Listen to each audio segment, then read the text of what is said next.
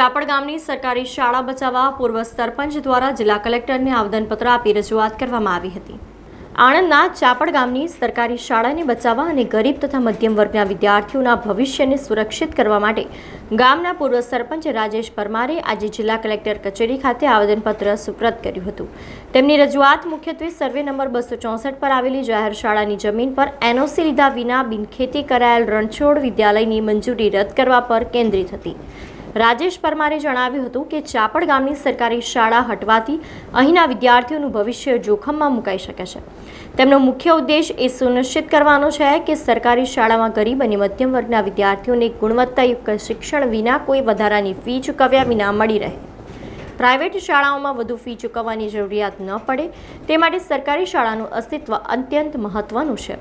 આ રજૂઆતમાં તેમણે ખાસ કરીને રણછોડ વિદ્યાલય માટે કરવામાં આવેલો જમીનનો બિનખેતી હુકમ રદ કરવાની માંગ કરી હતી। તેમણે આક્ષેપ પણ કર્યા હતા કે આ કાર્યવાહી જાહેર શાળાની જમીન પર એનઓસી વિના કરવામાં આવી છે। તમને ખબર હોય ચાપડની અંદર સર્વે નંબર 264 જે જગ્યા ઉપર 85ની સાલથી જૂના 51ના ઉતારા કાઢીએ તો એની અંદર જૂના ખેડૂતોના નામ છે, જેની અંદર નિશાળ અને સરકારી સત્તાનો પ્રકારનો ઉલ્લેખ છે। 2006ની અંદર આ જ ખેડૂતોએ જે 82ની સાલમાં શાળા પાક્કું મકાન છે ત્યાં આગળ 2006ની અંદર નવા માલિક ખેડૂત માલિકને દસ્તાવેજ કરી આપ્યો છે। દસ્તાવેજ કર્યા પછી એ નવા માલિકે કોઈપણ જાતની એનઓસી લીધા વગર શિક્ષણાધિકારી કે સક્ષમ અધિકારીની કોઈપણ એનઓસી લીધા વગર ત્યાં આગળ પ્રાઇવેટ સ્કૂલ બાંધી દીધી છે। અને બધાને ખબર હોય એમ ગુજરાતી શાળા હતી, એની સામે કોઈ શાળા બની ના શકે। બીજું કે એમને કોઈપણ જાતની પરવાનગી વગર રજા ચિઠ્ઠી વગર બાંધી છે। અત્યારે જ્યારે એમને ખબર પડી કે કંઈ કાર્યવાહી થઈ રહી છે તો 2008ની અરજીને અત્યારે જિલ્લા વિકાસ અધિકારી મહેસૂલ વિભાગની અંદર પૈસાની લેતી દેતી કરીને ખબર નહીં કેવી રીતે પણ એમને બિનખેતીનો હુકમ કરાયો છે, ગેરવ્યાજબી છે, ગેરમાન્ય છે। અને એની રજૂઆત લઈ પુરાવા લઈ અમે કલેક્ટર કચેરી આવ્યા છે અને ચોક્કસ તેમને ન્યાય મળશે। જો નહીં મળે તો આગળ પણ અમે મુખ્યમંત્રી પાસે જઈશું। અને આ જે ગુજરાતી શાળા છે એ ચાપડના બાળકોનું ભવિષ્ય છે અને આગળના દિવસોની અંદર જે અમારા આજુબાજુના મધ્યમ વર્ગીય ગરીબ લોકો છે એમના બાળકો તે ભણવા આવવાના છે। એટલે આ શાળા બંધ કરવાનું છે, આ પ્રાઇવેટ સ્કૂલનું કાવતરું છે, એમાં એમને કદી કામયાબ નહીં થવા દઈએ।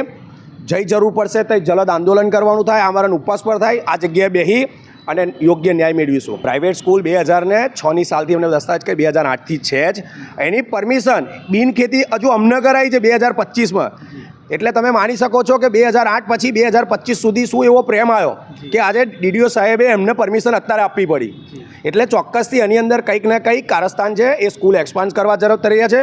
અત્યારે તમે ચાપડ પ્રાથમિક શાળાની ત્યાં આગળ જો માહિતી લો, જો મધ્યાહન ભોજનની વ્યવસ્થા હતી એ પણ આ લોકો દ્વારા ગમે તે પ્રેશર લાઈન દૂર કરવામાં આવ્યું છે। સમાચારોના સતત અપડેટ માટે TNN ન્યૂઝને YouTube પર સબસ્ક્રાઇબ કરી બેલ આઇકોન પ્રેસ કરો અને અમારી સાથે જોડાયેલા રહો Facebook, Instagram અને Twitter ઉપર।